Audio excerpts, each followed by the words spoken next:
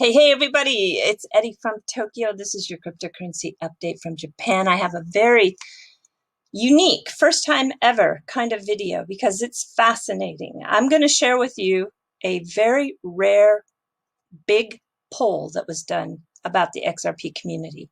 You need to meet Status. He is an XRP community member. From his Twitter page, he joined Twitter in 2009. He has brought us some beautiful designs in some different forms.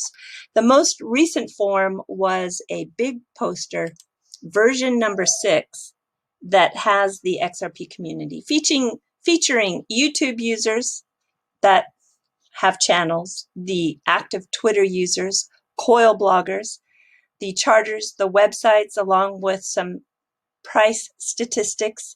At the time this was printed in September, the number of wallets was 2.1 million. The XRP supply was pegged at 45 billion, and the market cap was 13 billion.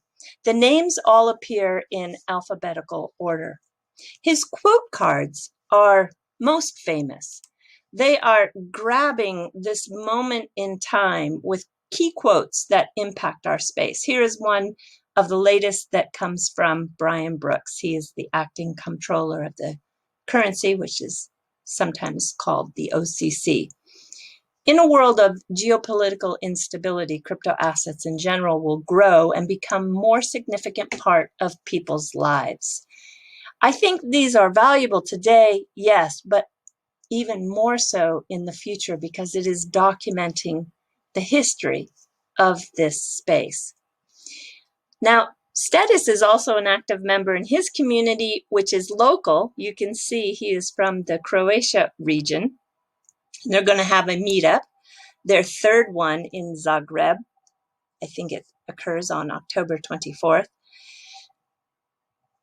I think what is so fascinating is that this XRP community is literally in every corner of the world. I think we could put a map pin on all but maybe 3 or 4 countries. I've been fortunate to meet members from Switzerland, United States, Australia, Singapore, Malaysia, Hong Kong, UK, just to name a few.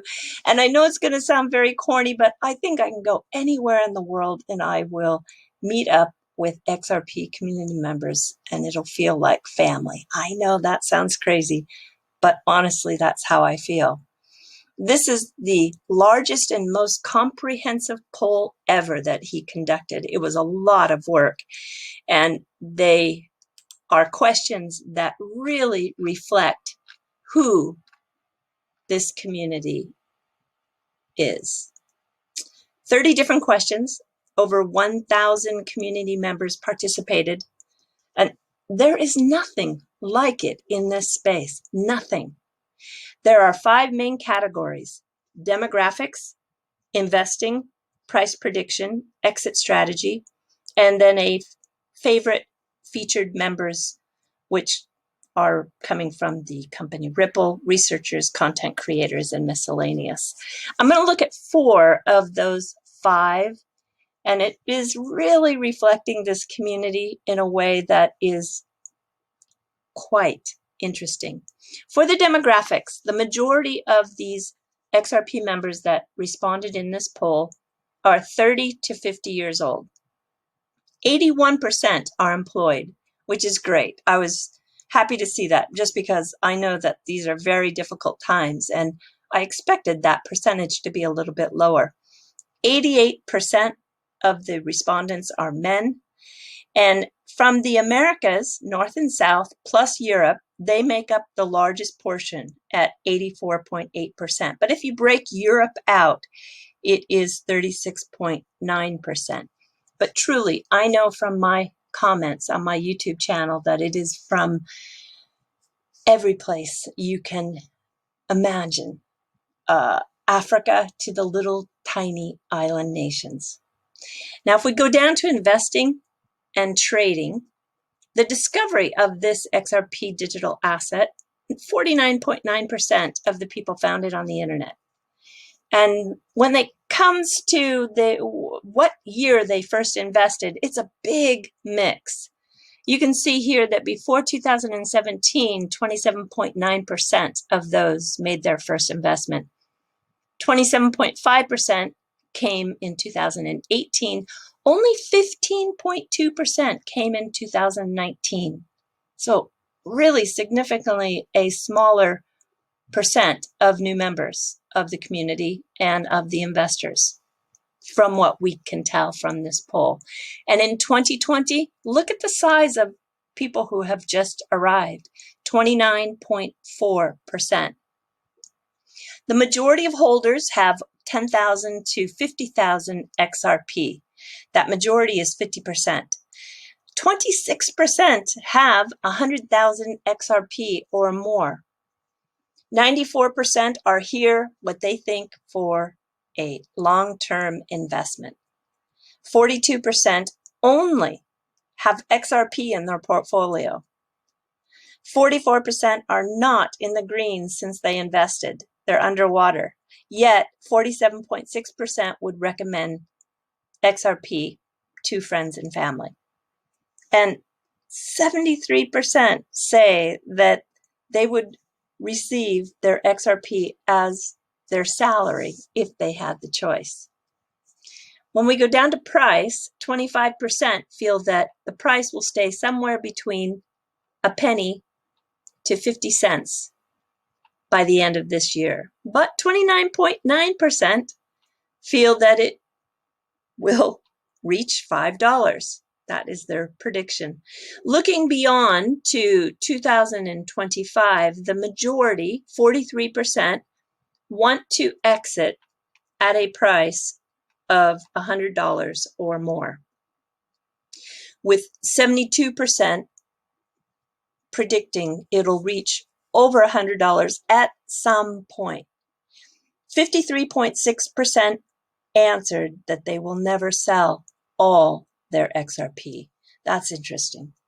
I think that maybe goes in line with people who have the intention to pass it on as an inheritance to their family members or friends.